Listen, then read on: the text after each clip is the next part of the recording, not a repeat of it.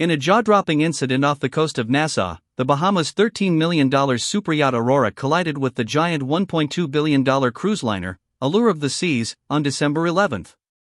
The collision, which was caught on camera and quickly went viral, has become one of the most talked about maritime mishaps of the year. The incident occurred when the 121-foot Aurora, a luxury pocket explorer yacht, veered off course and crashed into the enormous Royal Caribbean vessel, causing significant damage to both ships. At the time of the collision, Allure of the Seas was anchored in Nassau as part of its 4-day cruise itinerary.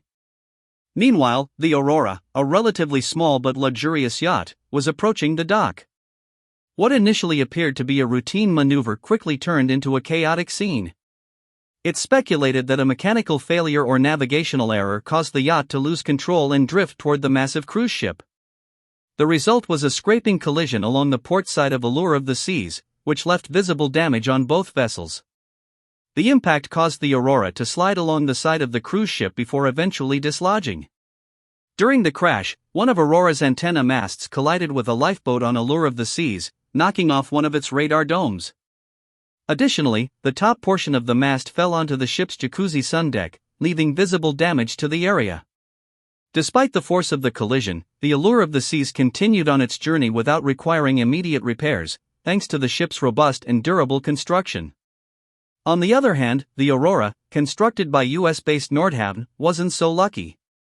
The yacht's fiberglass hull, while offering speed and fuel efficiency, is more prone to damage in a collision compared to the steel hull of the Allure of the Seas. The smaller vessel suffered more substantial damage, with repairs expected to be costly and time-consuming.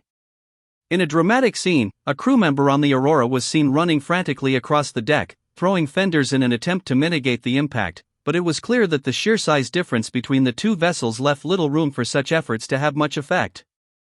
Fortunately, no injuries were reported on either ship. Aurora is a sleek, modern superyacht with a host of luxurious features. Originally commissioned by business magnate Bob Conconi, it includes a full wet bar, a jacuzzi, and ample space for 10 guests across 5 cabins.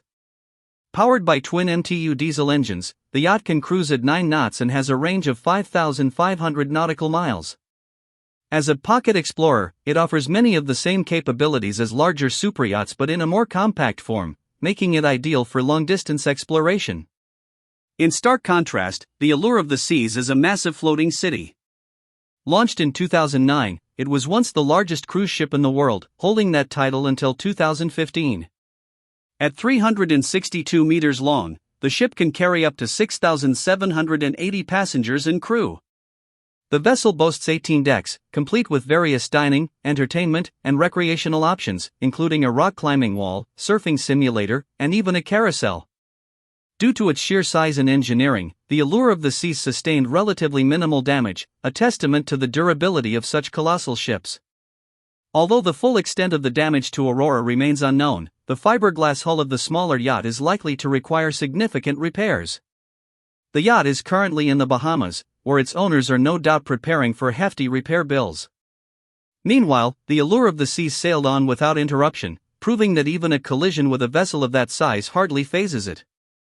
This unexpected collision serves as a reminder of the unpredictable nature of maritime navigation, even in calm waters. It also highlights the incredible resilience of modern cruise ships, which are built to withstand much larger impacts.